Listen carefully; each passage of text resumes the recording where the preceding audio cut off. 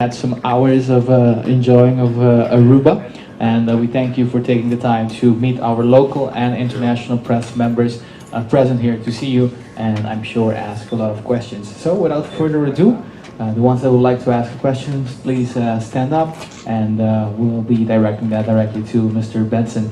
Sir? What can we expect tonight, and what do you think you're going to do different here? Well, one thing I've come to know, wherever we go in the world, people who know our music come with a certain expectation. And yes, we are going to play our hits. We're going to do that, and we'll add a few things that maybe they have not heard before, but mostly we're going to cover the things we know they came to hear. That's the best way to keep friends in this part of the world. So yes, we're going to do a lot of our hits tonight.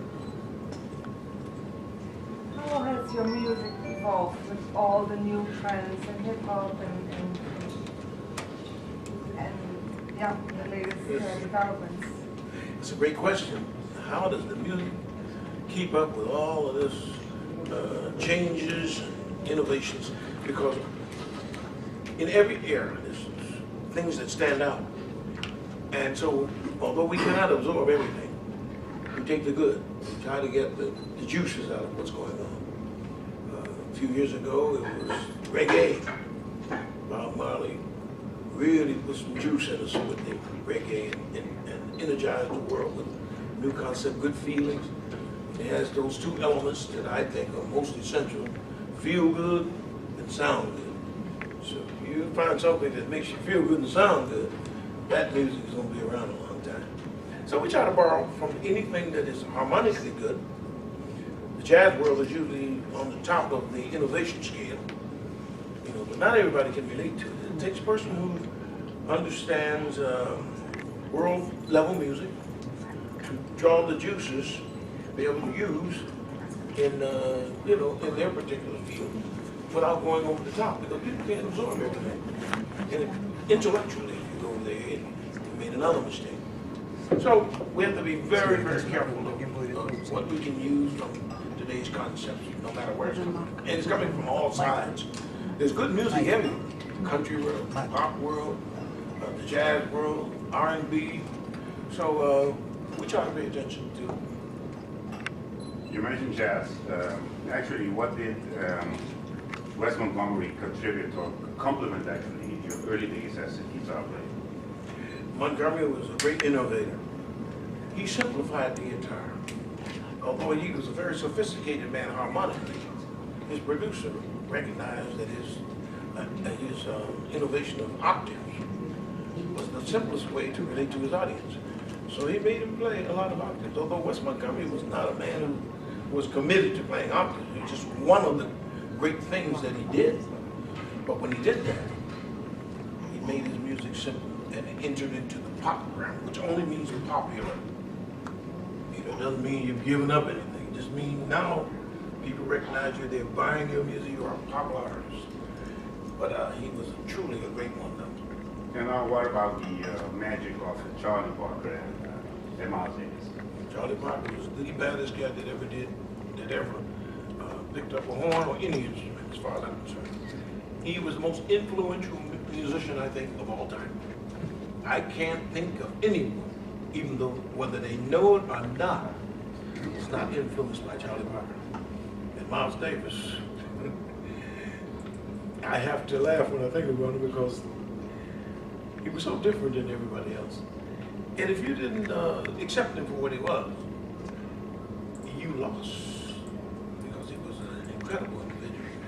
Problem was, and it wasn't a problem for him. He came from a family, and he was confident in what he did, and he didn't care about what the world thought of what he was doing. He just did what he believed in. He had a goal, and I think he went far beyond what he imagined that he was going to do. But in his process of trying to accomplish his goal, he picked up great musicians on the way and introduced us to people that we would not have been able to recognize. Miles recognized him instantly because he had been with the greatest musician of all time, Charlie Parker. So when he heard John Coltrane, he knew that guy was not ordinary. Chick Corea, Herbie Hancock, John McLaughlin, George Benson, hopefully. Bob James? It's Bob James. I used to call him, well, I won't say what I call him, but let me translate my thoughts. He was a genius, a harmonic genius. Did everything well. His technique was good. He didn't play a lot. He didn't waste notes, and he still doesn't. He simplified things. Took all that. He was a graduate of the school, I think in Minnesota somewhere. I can't remember now. Or Milwaukee, I can't remember. He's from the Northwest. And he was working with Sarah Vaughan when I met him. We went on a trip to Europe. He was her pianist. And on the tour was Thelonious Monk. This was a tour. Miles Davis with his new kid genius. What's the great drummer? The kid. He was a youngster, but he became the baddest drummer on the planet. Max. No, the kid, he was young. No, keep going. No. Yeah, he had one more. Younger than Harvey? Yeah, he was younger than Harvey. Well, they were close in age. But this guy became the baddest drummer. He worked with the new Miles Davis group. What was his name? Tony Williams. Oh. Tony Williams was only 15 or 16 years old. Nah, he was 17 when he went on tour with us to Europe. And that was a learning year. I was with Barney Kessel and Jim Hall, and they would beat me up every night, but I was taking it all in, and I learned a lot of incredible things. So I bring that up only to show that this is a learning process. It's like a school we go through. And today, since the urban music has caught on so heavily, it's really influencing the minds of people all over the world. So if we don't pay attention to that, we're going to lose out too. Some great artists have come along through the hip hop world, through the rap world, island music, you know, starting with Bob Marley. Now I understand there's some new music coming out of that, which they said, George, you got to pay attention to while you're here. And so that's my goal while I'm here. What did jazz actually teach you?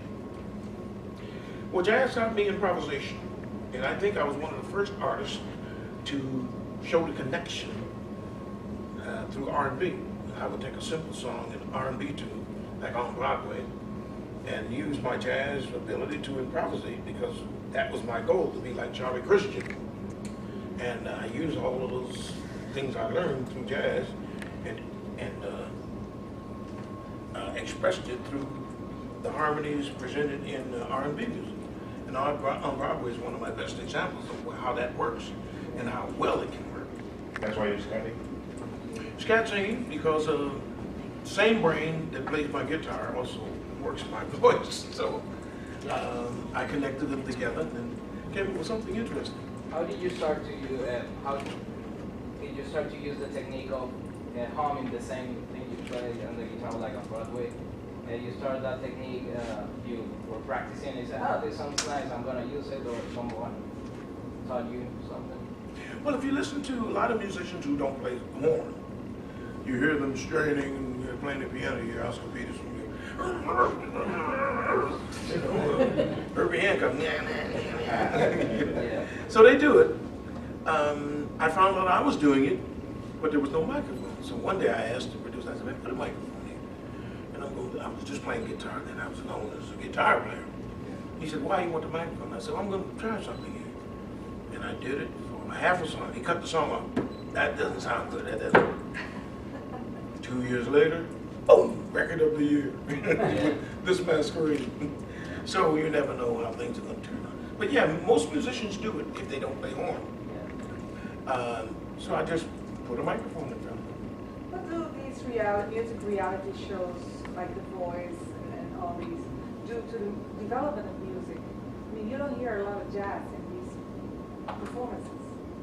I want to present a program that will introduce young musicians to the world the same way they do vocals.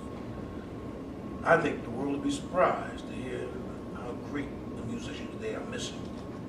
I think if we create a program like that that gives them a platform, we got people who came out of those shows that would have taken them 10 years to get to where they got to in just 1 or 2. So we need that for musicians too.